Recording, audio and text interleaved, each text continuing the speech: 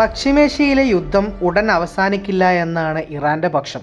മുൻ Iran supreme leader Ayatollah Ali Khamenei ഉൾപ്പെടെ കൊല്ലപ്പെട്ട ഇറാനികളുടെ ചോരയ്ക്ക് പകരം ചോദിക്കും എന്ന് തറപ്പിച്ചു പറഞ്ഞിരിക്കുകയാണ് ഇറാൻ്റെ പരമോന്നത നേതാവ് മുജ്തബ ഹുസൈനി ഖാംനെയ്.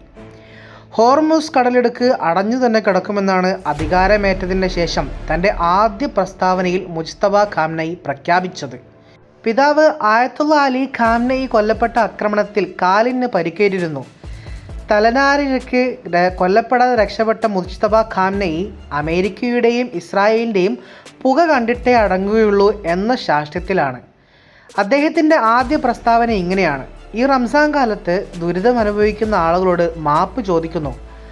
അമേരിക്കയും ഇസ്രായേലും ഇറാൻ്റെ പ്രതികാരത്തിൻ്റെ ചൂട് അറിയും എന്ന് കടുപ്പിച്ച് അദ്ദേഹം പറയുന്നു. അറബ് രാജ്യങ്ങളിലുള്ള അമേരിക്കൻ സൈനിക ക്യാമ്പുകൾ അടച്ചുപൂട്ടുന്നതുവരെ യുദ്ധം തുടരുമെന്നാണ് പ്രഖ്യാപനം. ഇതിനിടെ ചെങ്കടലിൽ തമ്പടിച്ച അമേരിക്കയുടെ ഭീമാകാരനായ പടക്കപ്പൽ USS ജെറാൾഡിന് തീപിടിച്ചു. പക്ഷേ നിന്ന് കത്തുന്ന കപ്പലിന് നാശനഷ്ടം ഇല്ല എന്നാണ് അമേരിക്ക പറയുന്നത്. കഴിഞ്ഞ ദിവസം അമേരിക്കയുടെ കപ്പൽ ഇതുപോലെ ഹോർമുസ് കടലിടുക്കിൽ കത്തിച്ചാമ്പലായിരുന്നു.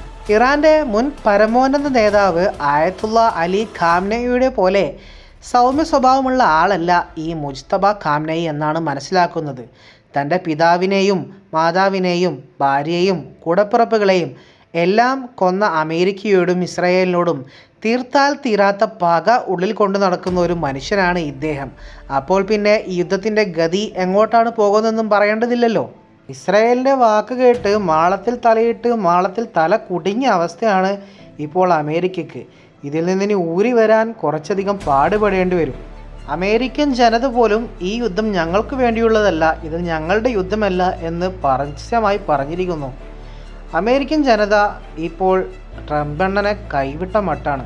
ഇതിനിടയിൽ North Korean president Kim Jong ഉന്നും റഷ്യൻ പ്രസിഡന്റ് വ്ളാദിമിർ പുടിനും സി ജിൻപിങ് ചൈനയും ഇറാന് പരസ്യമായി പിന്തുണ പ്രഖ്യാപിച്ചതോടുകൂടി ഇറാൻ കൂടുതൽ ശക്തി പ്രാപിക്കുകയാണ് ചെയ്തത്. ശത്രുവിൻ്റെ ശത്രു മിത്രം എന്നുള്ള ഒരു മട്ടാണ് ഇപ്പോൾ ഈ മൂന്ന് രാജ്യങ്ങൾക്കും ഉള്ളത്.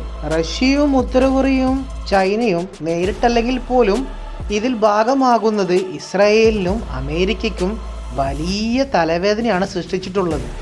വമ്പൻ ശക്തികൾ ഒന്നിച്ചപ്പോൾ ഇറാന് ഒന്നുകൂടി ശക്തി കൂടി.